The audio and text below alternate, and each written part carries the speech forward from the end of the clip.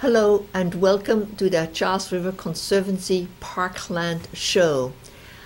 We will be talking about a very visual and beautiful aspect of the Parklands because I have with me today Fran Gardino, a photographer. Welcome. Thank you.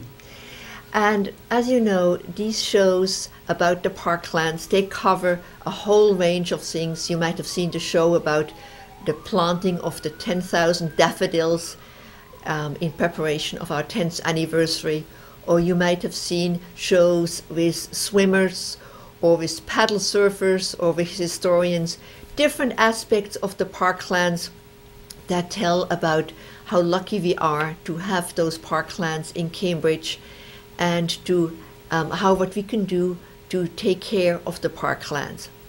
But today we are focusing on a particular way of falling in love with those Parklands and seeing those Parklands, and that is through the lens, through Fran Gardino's lens. So Fran, tell us, how did you get started on taking pictures about the Charles River? Well, I live in Brighton, so I drive up and down the Charles River on both sides, almost on a daily basis, back to work, or at first I was going to school, and sometimes I would actually go to the community boating, which is down by the Esplanade. And I'm actually a lifetime member of community boating, so I spent a lot of time on the Charles River. Yeah. And I was doing photography before then because I went to Mass College of Art. I have a degree in painting, a Bachelor of Fine Arts from painting at Mass Art. And but I also took a lot of photography classes.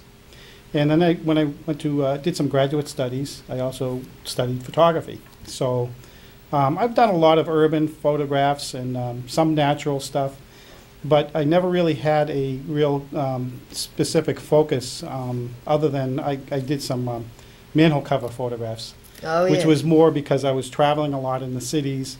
Yeah. And I saw these strange covers in Japan and Europe, and it was just beautiful.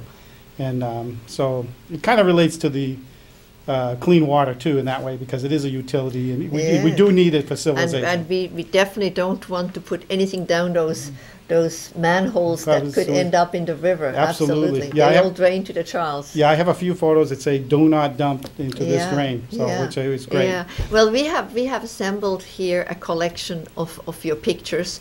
Many of them will be at your show that we will be talking about, and obviously the television camera and the television screen don't honor the quality of your pictures, so it's really more to give a teaser.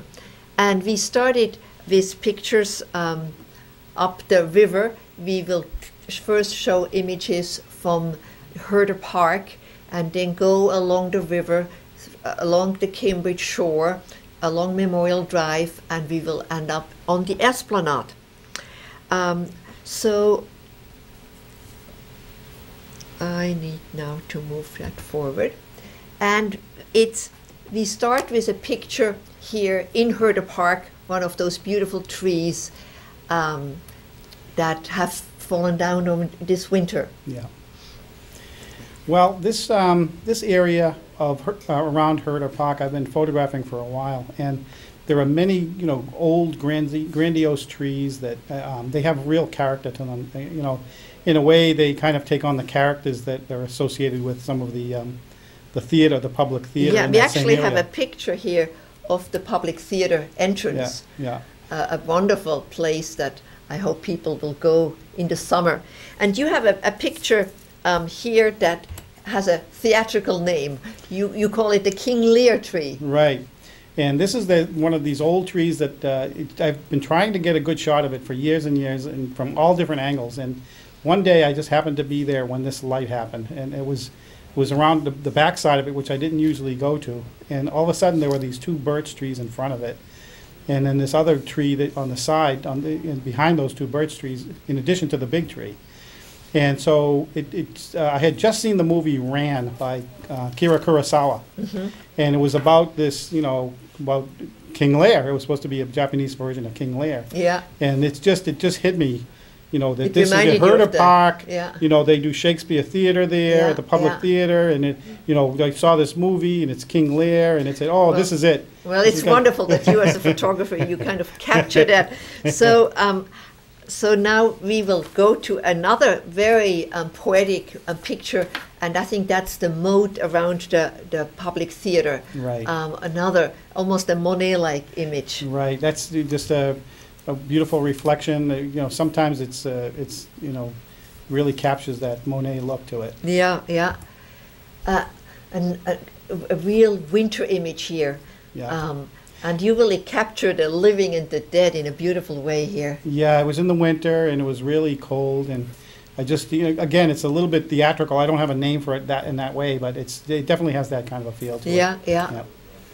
And this is a boathouse.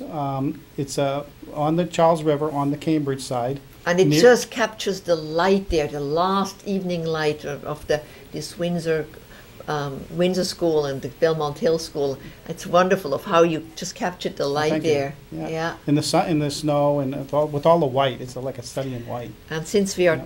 talking about rowing, here's a very exciting picture of, you said it's the same rower 3 times. Yeah, basically, I don't really do a lot of manipulation in Photoshop, but what I do is I shoot these photos in pieces. So that might be 10 photographs, individual photographs taken side by side in sequence.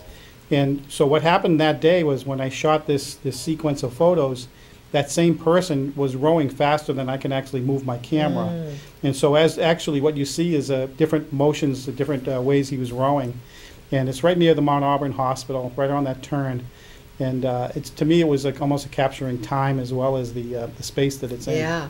And you have a picture of just a little bit down the river, and I loved, I mean, the colors of the architecture and the trees of the sycamores is just exquisite. Yeah, I've been trying to get those sycamore trees for a long time too. And then like I say, one day I was just driving by and I saw it, and I had to turn around and come back and say, I'm going to get this shot. And Yeah, yeah. so, yeah. Just to come back to your pictures, some of these are as long as 8 feet long, but you have even bigger pictures. You have some on show at Logan Airport. Yes. There's a photograph of, I call it coach class sunrise. And it's taken out of a plane window when I was traveling somewhere.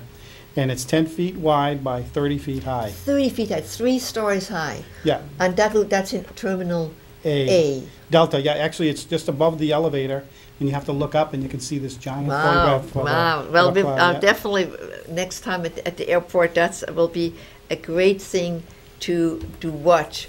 Now, we're still in the winter here. We are actually we're going upriver a little bit to the northeastern Boasthausen. Yes, this was all around the winter time, right. So what I tried to capture here was that beautiful red berries of that bush that's there in the northeastern boathouse behind it, and you can actually see Storrow Drive on the right side too. So there's a little bit of the river on the left-hand side, but it's kind of hard to see. But I work for a Japanese company, so I actually have this Asian influences kind of taking over my work, and this definitely shows that. And I look at a lot of Chinese scroll paintings and Japanese prints and things like that. So I think just in general, it's coming out in my work, and it's actually affecting it. Yeah, and it might really invite you to go out there in the winter, and with all these colors. And again, you capture the light on Graham Gunn's boathouse there in a beautiful way. And as you know, we do tree pruning all winter, and we have long waiting lists for tree pruners because they love being out there. It's such a beautiful location. Yeah. Now, you transform those photographs. You then make paintings out of them, or you frame them, or how would you print them? We actually print them on canvas, so using an inkjet printer. And there are a number of different machines that will actually do that. I don't want to mention the names because I don't want to be biased towards any one particular printer. Yeah. But yes, I print these on canvas, and that's how I get them to be 8 feet long. What it allows me to do is actually print them big so that you can get the detail. So if you want to see the little people in those long panoramas, you can see that. We will see one in just a moment.